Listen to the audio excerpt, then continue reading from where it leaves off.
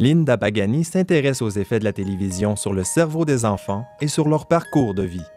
En bas de 2 ans, on ne devrait pas utiliser la télé parce que le cerveau de l'enfant, il est en train de vraiment se former. En fait, le cerveau, il triple en poids entre 0 et 2 ans. Et il y a beaucoup de réseautage qui se fait.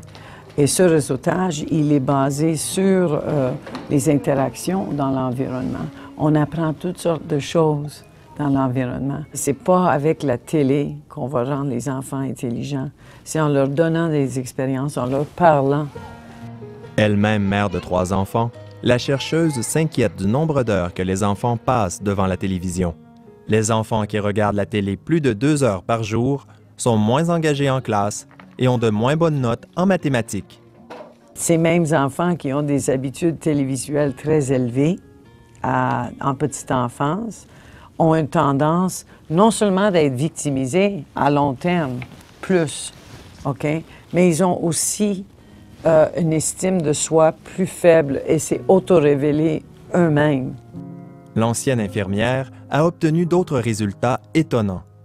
Les habitudes télévisuelles à 2 ans et demi prédisaient à 10 ans les habitudes de consommation de liqueurs, de casser la croûte avec des choses sucrées, aussi de consommer moins de fruits et légumes.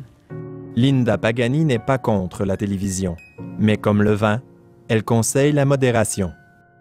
Ça empêche de faire d'autres choses, c'est clair.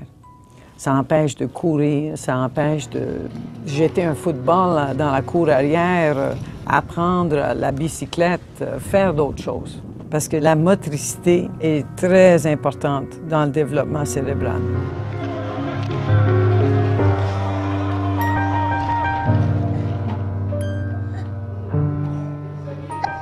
Puis la télé, c'est juste quelque chose que les parents doivent considérer comme... c'est pas juste un meuble qui parle, c'est quelque chose qui pourrait avoir des influences négatives si c'est surconsommé.